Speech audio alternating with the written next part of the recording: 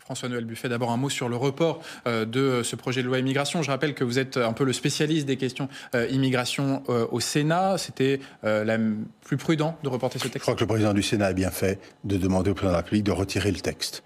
La question n'est pas d'aboutir, c'est une question de méthode. L'idée n'est pas de pousser les feux à tout prix sur un texte quand le climat général est à la tension et que l'on sait que ce texte est un texte qui va être clivant. Naturellement. Je ne dis pas qu'il n'est pas nécessaire, il va être clivant. Donc on va avoir des opinions qui vont s'opposer, donc inutile de rajouter du conflit supplémentaire ou de la tension supplémentaire. Donc c'est une bonne chose qu'il ait été retiré. Alors, retiré, mais tout de même, Emmanuel Macron a une idée. Il envisage de saucissonner ce projet de loi immigration en plusieurs textes qui seraient adoptés par des majorités différentes. Est-ce que pour vous, c'est cohérent de faire un tel saucissonnage? Retirer pour des raisons de circonstances ne veut pas dire qu'il faut abandonner l'idée du projet. Je pense qu'il faut naturellement le remettre sur la table assez rapidement, légiférer autant que faire se peut, le plus sereinement possible, sur un sujet dont nous avons besoin, pour lequel nous avons besoin de faire évoluer la loi. C'est absolument nécessaire.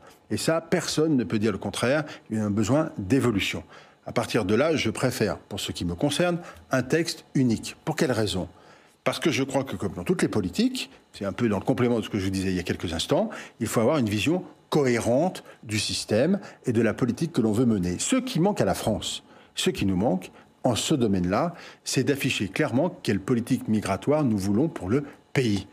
Et pourquoi je dis ça ? Parce qu'on a besoin d'envoyer des messages, évidemment, à l'étranger, et puis on a besoin aussi que les Français comprennent ce que l'on veut faire.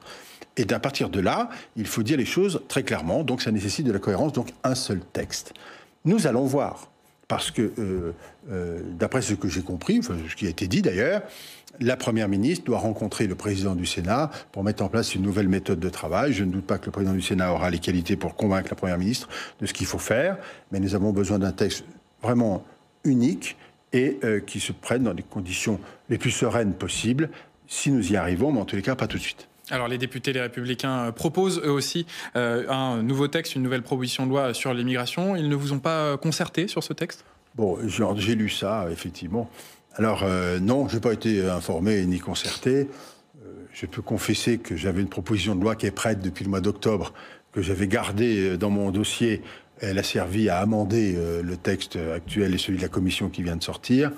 Donc on va rester serein là aussi.